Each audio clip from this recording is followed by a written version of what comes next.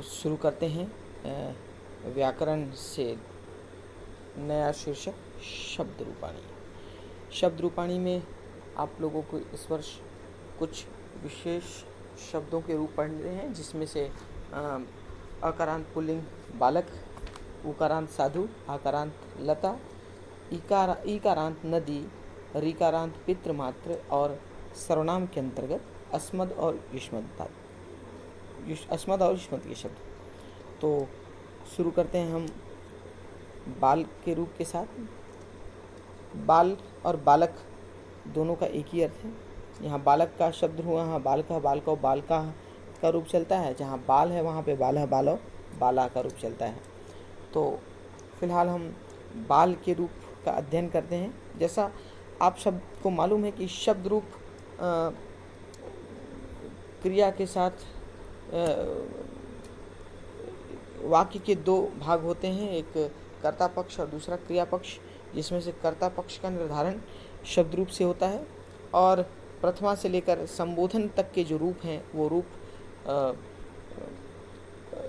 कारक के रूप हैं, जिसको आप हिंदी में कर्ता ने कर्म को करण से संप्रदान के लिए अपादान से संबंध काके की अधिकरण में पर और संबोधन अरे हे के रूप में पढ़ते हैं। इनको संस्कृत में शब्द रूप के रूप में पढ़ा जाता है। इनका रूप यदि याद हो तो वाक्य को बनाने में कोई परेशानी नहीं होती, आसानी से वाक्य बन जाता है। इसलिए आवश्यक है कि इन सारे शब्दों को हम कंठस्थ कर लें, इस रूप को कंठस्थ कर लें और तदनुसार वाक्य में प्रयोग करने का अभ्यास करें। तो चलिए शुरू करते हैं बाल का रूप।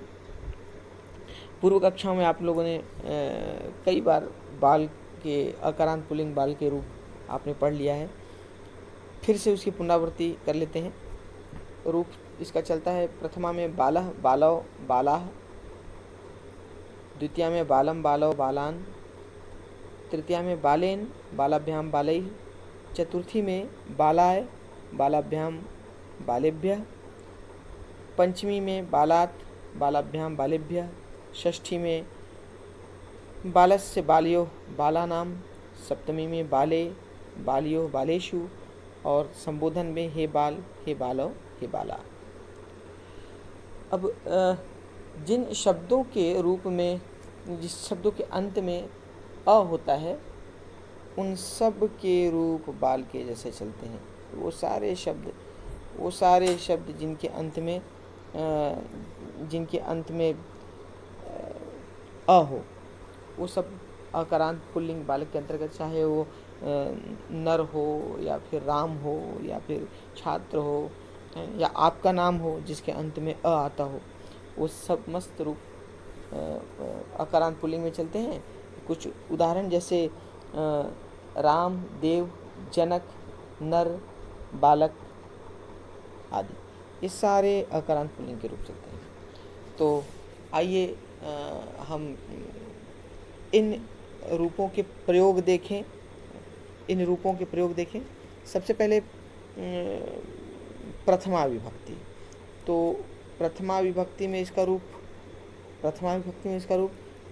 बालः गच्छति, बालौ गच्छतः, बालाः गच्छन्ति। इस चित्र में आप देख सकते हैं कि एक बालक चल रहा है, इसीलिए इस बालक के लिए प्रथमा में आया। कौन चल रहा है? बालक चल रहा है, तो रूप उसका बालः गच्छति हुआ। दूसरे चित्र में दो बालक चल रहे हैं, तो बालक का द्विवचन बालव हो गया, बालव गच्छतः। और तीसरे चित्र में दो से अधिक बालक चल रहे हैं, इसलिए ये बहुवचन हो गया, तो इसका रूप बना बालः बालो बालाः, बालाः के साथ गच्छन्ति। बालः गच्छति एक बालक चल रहा है, बालो गच्छतः दो बालक चल रहे हैं, बालाः गच्छन्ति कई बालक चल रहे हैं। अब देखते हैं द्वितीया के रूप। द्वितीया के रूप आप देख सकते हैं कि पिता बालम पश्यति, पिता बालम पश्यति मतलब पिता बालक को देख रहा है। यहाँ पे बालम का रूप द्वितीया में है, रूप है बालम बालव बालान। यहाँ पे कर्ता तो पिता है, बाल जो है वो कर्म हो गया है, मतलब पिता जो है एक बालक को देख रहा है। दूसरे चित्र में पिता बालौ पश्यति, पिता दो बालकों को देख रहा है। यहाँ पे कर्ता में कोई परिवर्तन नहीं है क्योंकि कर्ता पिता ही है, पिता करता है, लेकिन कर्म जो है जिसको देख रहा है उनके रूप बदलते जा रहे हैं। यहाँ पे द्विवचन हो गया, मतलब पहले चित्र में पिता एक बालक को देख रहा है, दूसरे चित्र में पिता दो बालकों को देख रहा है, तो पिता बालौ पश्यति। तीसरी चित्र में पिता बालान पश्यति, मतलब पिता कई बालकों को देख रहा है। यहाँ पे चित्र में 3 बालक हैं अर्थात बहुवचन का रूप, तो पिता बच्चों को देख रहा है। तो ये था द्वितीय विभक्ति। इसके बाद आते हैं तृतीय विभक्ति। तृतीय विभक्ति का प्रयोग होता है से या के द्वारा के लिए। यहाँ प्रथम चित्र में पिता बालेन सह गच्छति, पिता बालक के साथ जा रहा है। उपपद विभक्ति में आपने पिछले वर्ष पढ़ा है कि सह के साथ हमेशा तृतीय विभक्ति का प्रयोग होता है। यहाँ पे सह है इसीलिए बालक के साथ, बाल के साथ तृतीया का प्रयोग हुआ है। कर्ता यहाँ पे पिता है, पिता एक है इसलिए गच्छति पिता के लिए एक वचन में हुआ, परंतु जिसके साथ जा रहा है वो एक है इसीलिए यहाँ पे बाल का रूप बालेन हो गया, तो पिता बालेन सह गच्छति। दूसरे चित्र में पिता बालाभ्याम सह गच्छति, यहाँ पे पिता तो एक ही है इसलिए गच्छति भी एक वचन में है, परंतु जिनके साथ जा रहा है वो 2 बालक हैं, तो इसीलिए बाल का तृतीय विभक्ति हो गया बालाभ्याम। दूसरे चित्र में बालाभ्याम हो गया, 2 बालक होने के कारण। तीसरे चित्र में पिता बालैः सह गच्छति, अर्थात कर्ता यहाँ पे पिता है इसलिए रूप क्रिया का हो गया गच्छति एक वचन, लेकिन जिनके साथ जा रहा है वो 2 से अधिक हैं इसलिए तृतीया में बाल का रूप बालैः हो गया, बालेन बालाभ्याम बालैः सह गच्छति। ठीक है, अब आगे बढ़ें चतुर्थी विभक्ति। चतुर्थी विभक्ति में बालक का रूप चलता है बालाय बालाभ्याम बालेभ्यः। प्रथम चित्र में माता बालाय यच्छति। यहाँ आप लोगों को उपपद विभक्ति में फिर से स्मरण करा दूं कि किसी को कुछ वस्तु दी जाती है तो वहाँ पे चतुर्थी विभक्ति का प्रयोग होता है। दूसरे शब्दों में दा धातु के साथ, अर्थात दा धातु का जो रूप बनता है यच्छ, यच्छ के साथ हमेशा को के अर्थ में चतुर्थी विभक्ति का प्रयोग होता है। यहाँ माता बालाय यच्छति अर्थात माता बालक को दे रही है। यहाँ देने वाली माता है इसलिए माता कर्ता, और कर्ता का एक वचन का क्रिया भी एक वचन यच्छति हुआ, परंतु माता जिसको दे रही है वो एक बालक है इसलिए माता बालाय यच्छति, बालक का बालाय हो गया, बालक को दे रही है। दूसरे चित्र में माता बालाभ्याम यच्छति, माता एक वचन है इसलिए यच्छति भी एक वचन हुआ, परंतु जिसको दे रही है वो 2 बच्चे हैं इसलिए चतुर्थी का द्विवचन बालाभ्याम हो गया। माता बालेभ्यः यच्छति, तीसरे चित्र में फिर से कर्ता माता एक वचन में है इसलिए यच्छति एक वचन में हुआ, परंतु जिसको दे रही है तो को के अर्थ में, देने के अर्थ में चतुर्थी का बहुवचन हो गया क्योंकि 2 से अधिक बच्चे हैं इसलिए बालाय बालाभ्याम बालेभ्यः यच्छति, माता बच्चों को दे रही है। तो इसके बाद पंचमी विभक्ति। पंचमी विभक्ति का रूप बालात बालाभ्याम बालेभ्यः। चित्र में देख सकते हैं आप, पिता बालात अधिगच्छति, पिता बालात अधिगच्छति अर्थात पिता बालक से प्राप्त कर रहा है, बालात अधिगच्छति, बालक से। यहाँ कर्ता पिता है एक वचन, अधिगच्छति इसलिए क्रिया का एक वचन हुआ, परंतु जिससे प्राप्त कर रहा है वो एक बच्चा है इसलिए बालात। अगले चित्र में पिता बालाभ्याम अधिगच्छति, पिता 2 बच्चों से प्राप्त कर रहा है। यहाँ पे जिनसे प्राप्त कर रहा है वो 2 से अधिक है इसलिए एक से अधिक है, 2 हैं इसलिए यहाँ पे द्विवचन हुआ, तो पंचमी का द्विवचन, पंचमी बाल का द्विवचन बालाभ्याम हुआ, तो पिता बालाभ्याम अधिगच्छति, पिता 2 बच्चों से प्राप्त कर रहा है। अगले चित्र में पिता बालेभ्यः अधिगच्छति, पिता कई बालकों से प्राप्त कर रहा है। यहाँ पे कर्ता पिता है और अधिगच्छति इसलिए एक वचन हुआ, और 2 से अधिक बच्चे हैं इसीलिए पंचमी का बहुवचन बालव्य हो गया। अगले चित्र में सह बालस्य पिता अस्ति, षष्ठी संबोधन षष्ठी संबंध कारक का रूप चलता है। बालस्य बाल्यो बाला नाम, यहाँ पे सह बालस्य पिता अस्ति, वह बालक का पिता है, वह यहाँ पे सह इसलिए अस्ति हुआ, और पिता के साथ संबंध बालक का है इसलिए बालस्य हो गया। सह बालस्य पिता अस्ति, वह बालक का पिता है। पिता करता है इसलिए अस्ति भी एक वचन में आया। अगले चित्र में स बाल्यो पिता अस्ति, फिर से पिता एक वचन है, पिता करता है इसलिए अस्ति एक वचन हुआ, परंतु वह 2 बालकों का पिता है इसलिए षष्ठी का द्विवचन बाल्यो हो गया, बालस्य बाल्यो। अगले चित्र में 2 से अधिक बच्चे हैं इसलिए बाला नाम, वह कई बच्चों का पिता है। वहाँ पे यहाँ पे कर्ता पिता अस्ति, उसके कारण एक वचन, और बाला नाम पिता, बच्चों का पिता।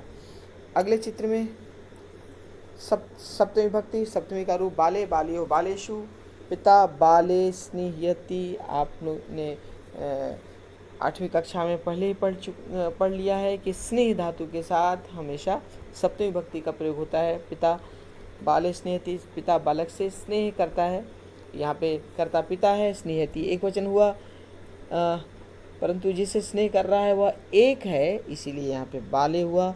यहाँ पिता बाल्यो स्नेहति, यहाँ पे पिता फिर से एक वचन है क्योंकि करता है, स्नेहति इसलिए एक वचन हुआ, परंतु जिनसे स्नेह करता है वो 2 हैं इसलिए यहाँ पे बाल्यो हो गया। अगले चित्र में पिता बालेषु स्नेहति, यहाँ पे कर्ता फिर से पिता, स्नेहति एक वचन, परंतु जिनसे स्नेह कर रहा है वो 2 से अधिक हैं इसलिए बालेषु हो गया। तो पिता बच्चों से स्नेह करता है। अगला संबोधन कारक का रूप हे बाल हे बालो हे बाला। यहाँ पे पिता बुला रहा है एक बालक को इसलिए इसका संबोधन है हे बाल आगच्छ, हे बालक आओ। दूसरे चित्र में 2 बालकों को कह रहा है कि हे 2 बच्चों आओ, इसलिए यहाँ पे हे बालो हो गया है, परंतु जिससे कह रहा है वो द्विवचन है इसलिए आगच्छतम। यहाँ पर अन्य सप्तमी तक की विभक्तियों में कर्ता एक वचन कर्ता पिता था, लेकिन यहाँ पे कर्ता पिता नहीं है, कर्ता वो लोग हैं जिनको पिता बुला रहा है इसलिए यहाँ पे आगच्छतम हुआ। हे बाल आगच्छ हे बालो आगच्छतम। अगले चित्र में हे बाला आगच्छत, हे बच्चों आओ, हे बच्चों आओ। यहाँ पे 2 से अधिक बच्चे हैं इसलिए यहाँ बहुवचन हुआ, संबोधन का बहुवचन, परंतु जिनसे कह रहा है वो कई हैं इसलिए बहुवचन यहाँ पर आगच्छत हो गया है। ये लोट लकार का प्रयोग है। लोट लकार में आपने देखा है लोट का लकार का रूप होता है तू ताम अंतु अतम त। तो यहाँ पे चूंकि पिता बालक से कह रहा है इसलिए बालक मध्यम पुरुष हुआ, इसलिए उसका आगच्छ आगच्छतम आगच्छत अतम त, आगच्छ आगच्छतम आगच्छत। तो इस प्रकार ये बालक के प्रथमा से लेकर सप्तमी तक की संबोधन तक की विभक्तियों का प्रयोग मुझे उम्मीद है कि आपको समझ में आ गई होगी। ध्यान देने योग्य तथ्य, येषां पदानाम् अन्ते अभवन्ति ते शब्दा अकारांत भवन्ति। जिन शब्दों के अंत में अ होते हैं वो अकारांत शब्द होते हैं। हम पहले ही पढ़ लिया हमने, नर जन मनुष्य आदि। अकारांत शब्दानां रूपाणि बालवत् भवति। समस्त अकारांत शब्दों के रूप वैसे ही चलते हैं जैसे बालक के रूप हैं। ठीक है, अब कुछ प्रश्न का अभ्यास कर लें जिससे समझ में आ जाएगा कि आप लोग को कहाँ तक समझ में आ गया है इसका रूप, और प्रयास कीजिए आप स्वयं मेरे उत्तर देने के पहले ही आप उत्तर आपके ध्यान में आ जाए, आपको समझ में आ जाए उत्तर क्या है, तो बड़ी अच्छी बात होगी। पहला, रिक्त स्थान सर्वत्र वसति देवम देवः देवौ, क्या होगा उत्तर? सर्वत्र वसति, यहाँ पे कर्ता मिसिंग है क्योंकि क्रिया वहाँ पे वसती है, वसती क्रिया है, परंतु कर्ता मिसिंग है। बताइए क्या होगा? जी हाँ, बिल्कुल सही, देवः सर्वत्र वसति। अगला, सर्वे खालिस्थान नमन्ति, सब नमस्कार करते हैं। कर्ता भी यहाँ पे सर्वे है, उसके अनुसार क्रिया भी नमन्ति है सर्वे के साथ, परंतु मिसिंग क्या है? बिल्कुल सही, कि सर्वे देवम नमन्ति, सब देव को नमस्कार करते हैं, द्वितीया का प्रयोग है। अगले प्रश्न में सर्वे स्निह्यन्ति, सर्वे रिक्त स्थान स्निह्यन्ति, बताइए क्या होगा? जनकम, जनकेन या जनके? बिल्कुल जनके। यहाँ पे कर्ता सर्वे है, इसलिए स्नेहयन्ति भी बहुवचन में हुआ, परंतु स्नेह धातु के साथ सप्तमी का प्रयोग होता है, इसलिए यहाँ पे जनके हो जाएगा। सर्वे रिक्त स्थान कुर्वन्ति, बिल्कुल सही, परिश्रमम कुर्वन्ति, सब परिश्रम करते हैं, परिश्रमम कुर्वन्ति। अनुजस्य रिक्त स्थान नाम अमरः अस्ति, अनुजस्य रिक्त स्थान नाम अमरः अस्ति, अनुज के रिक्त स्थान नाम अमर है, मतलब बिल्कुल अनुज के पिता का नाम अमर है, तो यहाँ पे जनकस्य हो गया, जनकस्य नाम अमरः अस्ति, बिल्कुल। तो अगला प्रश्न, कर्ता क्रिया संयोजनम कुरुत, नरो, नरो के साथ क्या होगा? नरो, नरो द्विवचन है, तो क्या होगा? बिल्कुल सही, नरो गच्छतः, नरो गच्छतः, दो नर जा रहे हैं। छात्रा, छात्रा यहाँ पे बहुवचन का रूप, यहाँ पे पठन्ति भी है और हसन्ति भी है, तो आप छात्रा, तो स्वाभाविक है छात्र हैं तो पढ़ेंगे, तो छात्रा के साथ पठन्ति हो गया, प्रथमा का बहुवचन। अगला बालका, ये भी बहुवचन है, तो बालका का रूप बहुवचन में हसन्ति, बिल्कुल बच्चे हंस रहे हैं। पुरुषो, पुरुषो यहाँ पे द्विवचन है, तो क्या होगा? पुरुषो गच्छतः, या पुरुषो, नरों में हमने गच्छतः किया, तो पुरुषों, पुरुषों का क्रीड़ता हो सकता है, बिल्कुल पुरुषों क्रीड़ता, दो पुरुष खेल रहे हैं, या हम पुरुषों गच्छता भी कर सकते हैं, नरों क्रीड़ता भी किया जा सकता है, बिल्कुल दोनों का मेल सही होना चाहिए, एक ही विभक्ति के साथ क्रिया का भी वही रूप होना चाहिए। जनकः, जनकः के साथ, जनकः एक वचन है तो उसका क्रिया में रूप नमति, जनकः नमति, जनक पिता नमस्कार करते हैं। उदाहरणानुसारम पूर्यत, उदाहरण के अनुसार पूरा करिए। हसति, बालः, आप कुछ भी लिख सकते हैं, बालक के स्थान पे अपने नाम का रूप लिख सकते हैं, या छात्र लिख सकते हैं, रामः लिख सकते हैं, ठीक है। उसी प्रकार हसतः, यहाँ पे छात्र है तो दो और शब्दों का प्रयोग आप किया जा सकता है, अकारांत के शब्दों का। हसंती, यहाँ पे बहुवचन है, हसंती इसलिए बालका हुआ, और इन दो रिक्त स्थानों में भी आप अपने स्वेच्छानुसार शब्दों का प्रयोग कर सकते हैं। तो मुझे उम्मीद है, बल्कि मुझे पूरा विश्वास है कि आज आपने अकारांत पुल्लिंग बाल शब्द के शब्द रूप को न केवल समझ लिया है, बल्कि आपके स्मृति पटल पर भी यह भली भांति अंकित हो गए हैं, और किसी भी प्रकार के वाक्य में आप अकारांत पुल्लिंग शब्दों का प्रयोग भली भांति कर पाएंगे। इसी शुभकामना के साथ नमस्कार।